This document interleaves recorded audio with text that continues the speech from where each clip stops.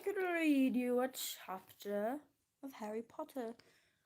I know a lot of you don't really care about Harry Potter on my channel, but there's also quite a bit of you that do like Harry Potter. So, we're going to be reading some Harry Potter. I would be reading Percy Jackson right now, but my friend has the Lightning Thief book, and I need it to do a few videos as well for you guys. I'll have to borrow one from the library, perhaps? Anyway, I have this beautiful book to start reading. I'm going to be doing 17 different videos. I'm going to do it one by one since there's only 17 chapters in this book, only 300 pages long, and 300 and something pages to go, and 309 pages to go. So, let's get into the video, because this video is going to be long, but enjoy. Mr. and Mrs. Dursley of number 4 Privet Drive were proud to say that they were perfectly normal, thank you very much.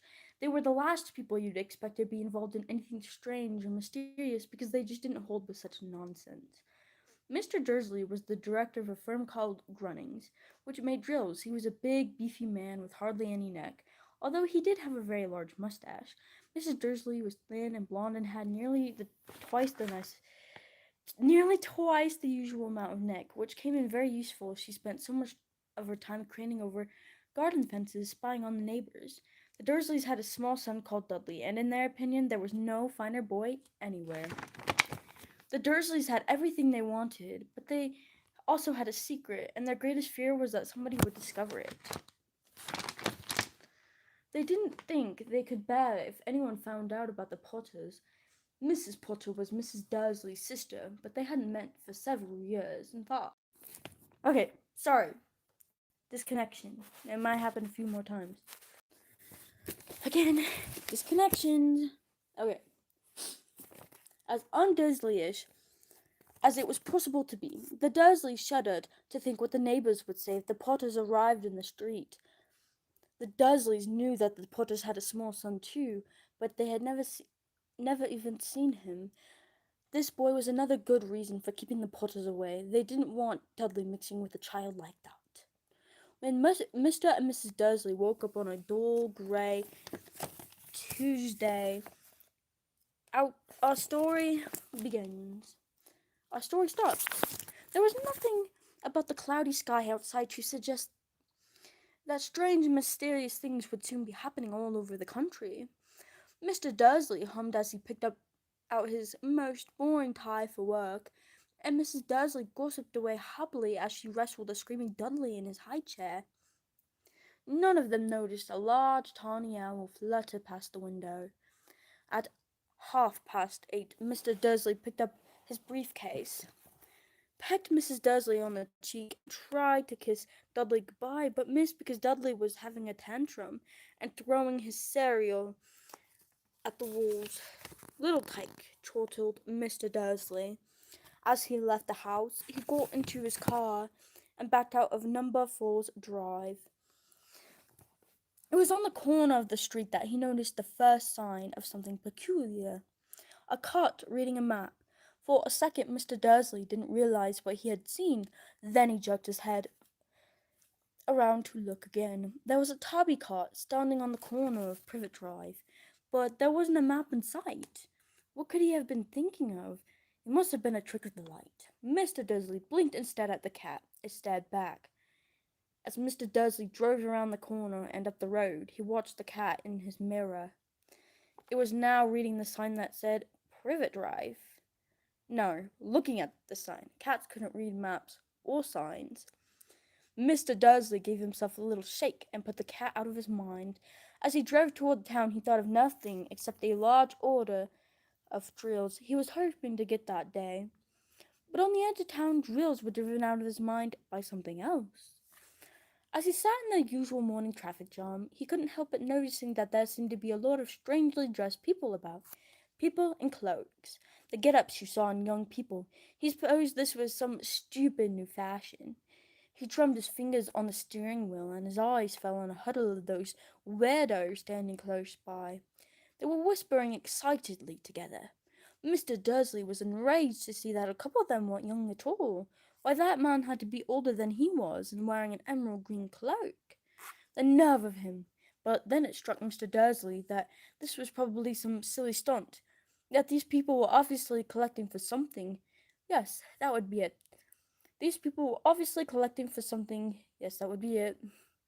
The traffic moved on, and a few minutes later, Mr. Dursley arrived at the Grunnings parking lot, his mind back on drills. Mr. Dursley sat down with his back on the window to the window in his office on the ninth floor. If he hadn't, he might have found it harder to concentrate on drills that morning. He didn't see the owls swooping past in broad daylight. The people down in the street did. They pointed and gazed, open mouthed, as owl after owl sped overhead. Most of them had never seen an owl even at night time. Mr. Dursley, however, had a perfectly normal owl-free morning. He yelled at 5 different people, he made several different telephone calls, and shouted a bit more. He was in a very good mood until lunchtime, when he thought he'd stretch his legs and walk across the road to buy himself a bun from the bakery. He'd forgotten all about the people in cloaks until he passed a group of them next to the baker's. He eyed them angrily as he passed. He didn't know why, but they made him uneasy.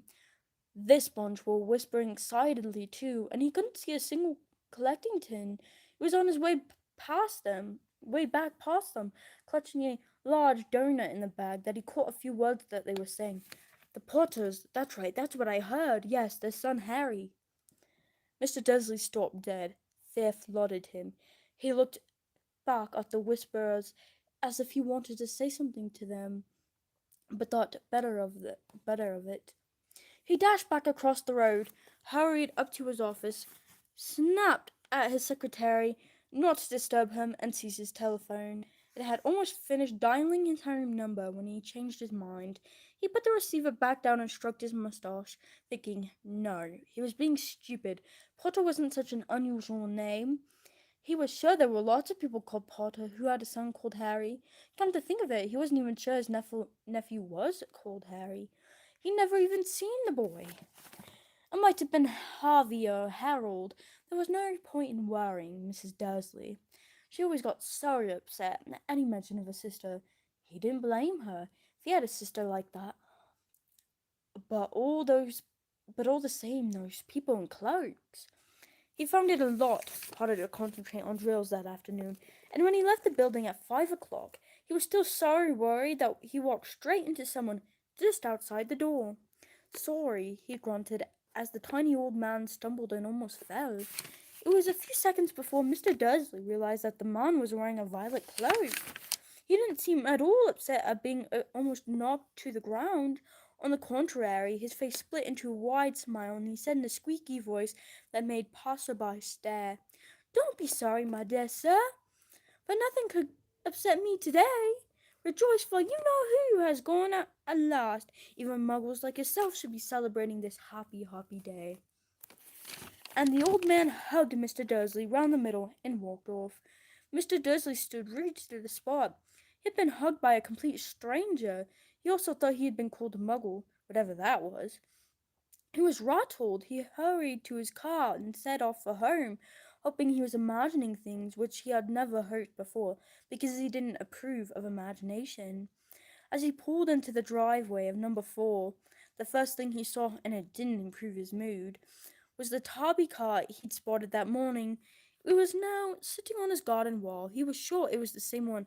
It had the same markings around its eyes. "Shoo," said Mr. Dursley loudly.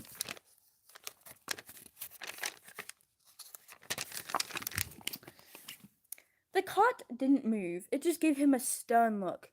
Was this normal cat behavior? Mr. Dursley wondered. Trying to pull himself together, he let himself into the house. He was still determined not to mention anything to his wife. Mrs. Dursley had had a nice normal day. She told him over had learned a new word, won't. Mr. Dursley tried to act normally.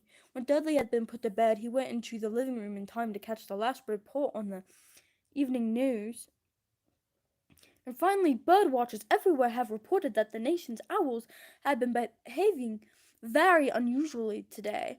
Although owls normally hunt at night and are hardly ever seen in daylight, there have been hundreds of sightings of these birds flying in every direction since sunrise. Experts are unable to explain why the owls have suddenly changed their sleeping pattern. The newscaster allowed himself a grin, most mysterious. And now over to Jim McGuffin with the weather. Going to be any more showers of owls tonight, Jim? Well, Ted, said the weatherman, I don't know about that, but it's only the owls that have been acting oddly today. It's not only the owls that have been acting oddly today.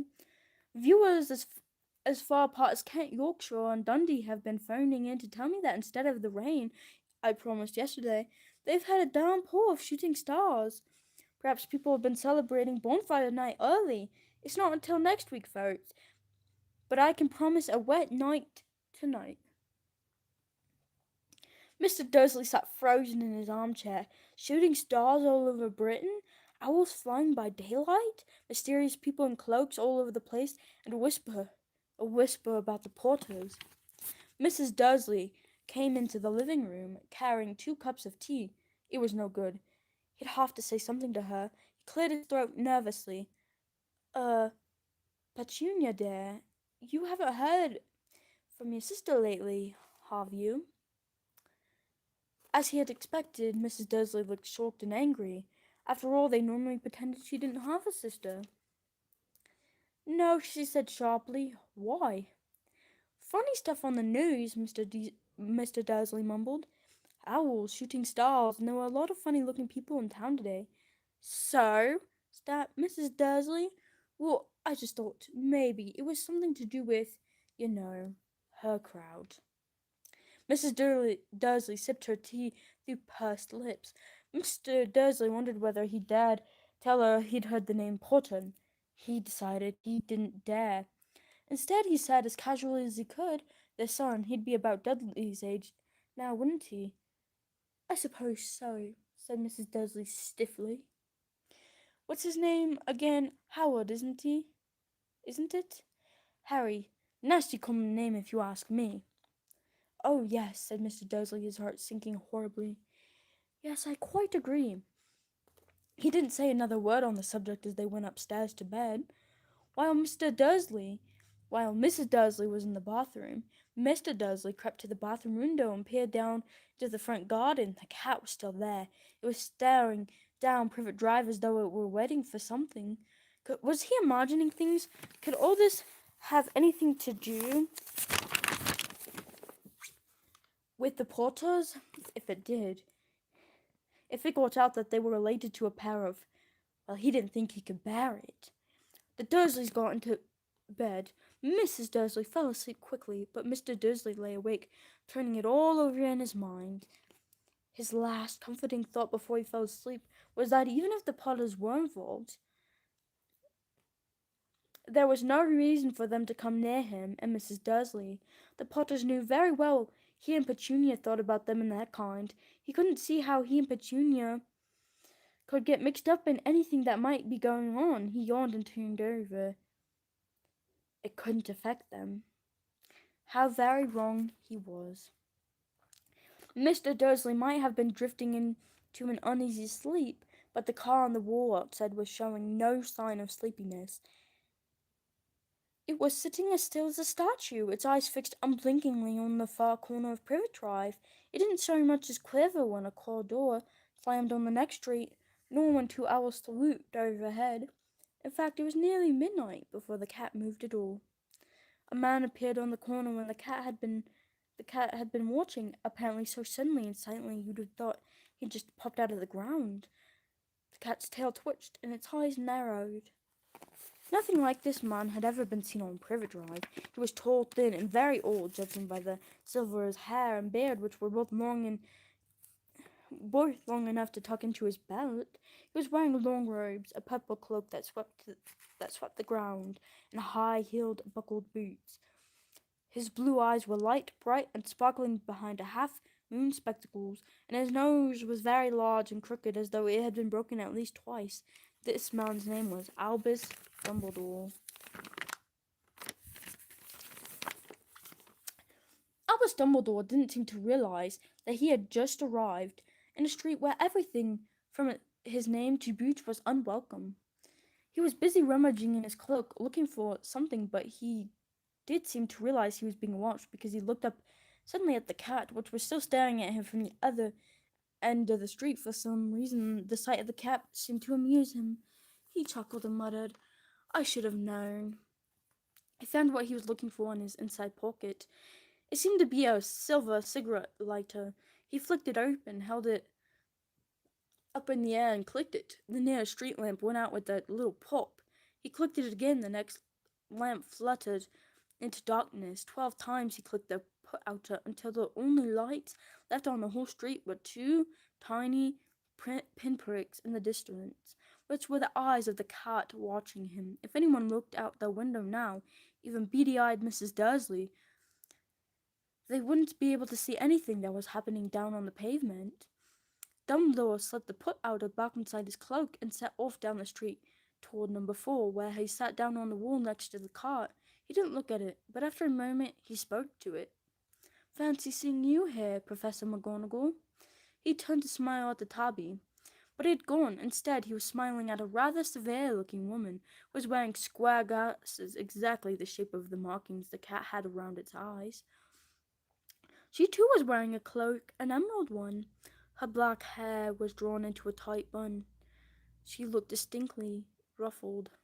How did you know it was me? She asked. My dear Professor, I've never seen a cat so stiffly.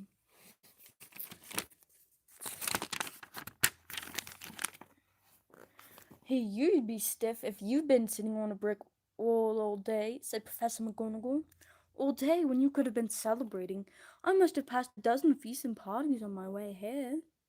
Professor McGonagall sniffed angrily.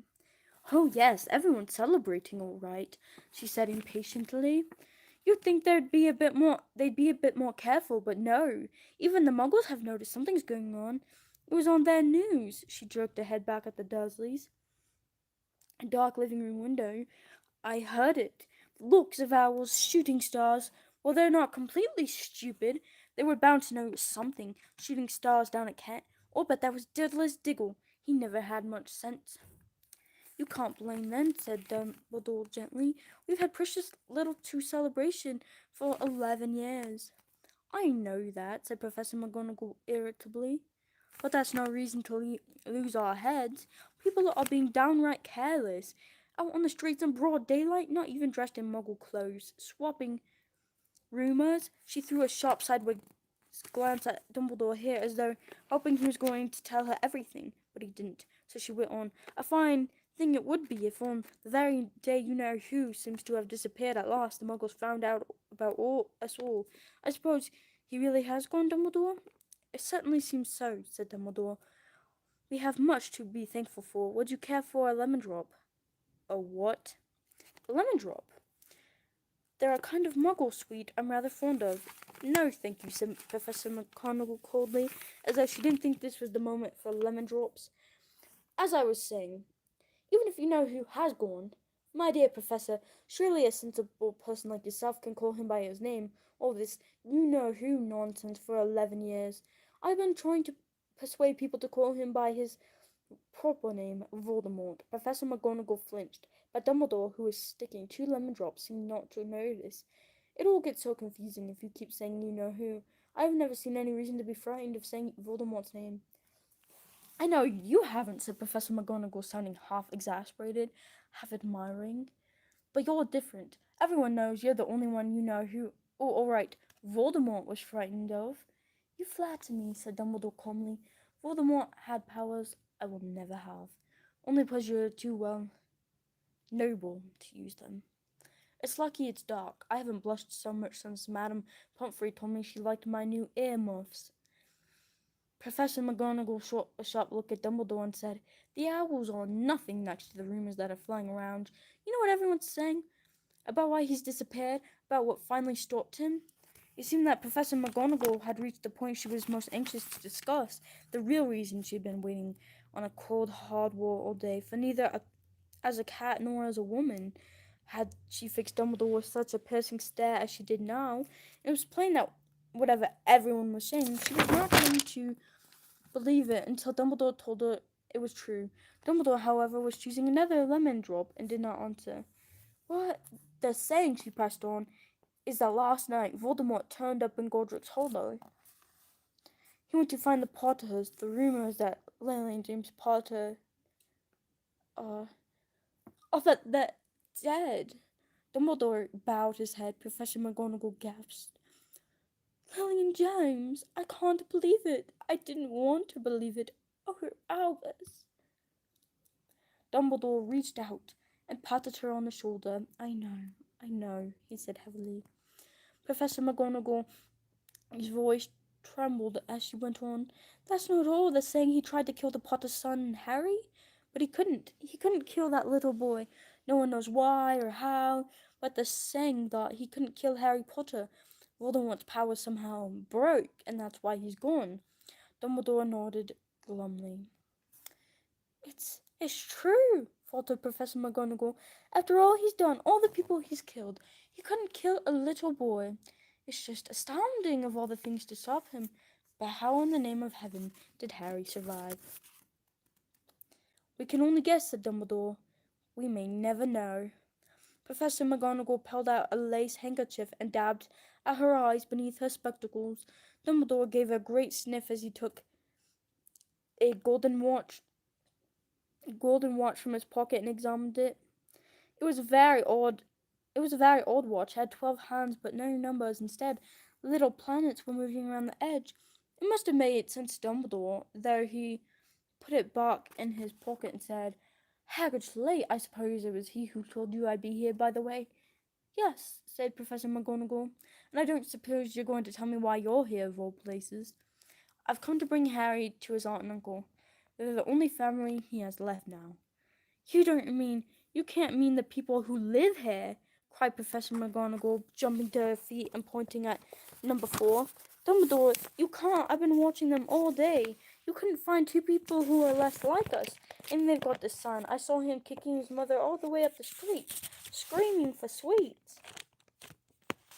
Harry Potter come and live here? It's the best place for him, said Dumbledore firmly. His aunt and uncle will be able to explain everything to him when he's older. I've written them a letter. A letter? Repeated McGonagall faintly, sitting back down at the wall. Really, Dumbledore, and you think you can explain all this in a letter? These people will never understand him. He'll be famous. A legend. I wouldn't be surprised if today was known as Harry Potter Day in the future. There will be books written about Harry. Every child in our world will know his name. Exactly, said Dumbledore, looking very seriously over the top of his half-moon glasses. It would be enough to turn any boy's head. Famous before he can walk and talk. Famous for something he won't even remember. Can't you see how much better off he'll be growing up away from all that until he's ready to take it? Professor McGonagall opened her mouth, changed her mind, swallowed, and then said, Yes, you're right, of course, but how is the boy getting here, Dumbledore? She eyed the cloak suddenly as though she thought he might be hiding Harry underneath it. Hagrid's bringing him. You think it wise to trust Hagrid with something as important as this? I would trust Hagrid with my life, said Dumbledore.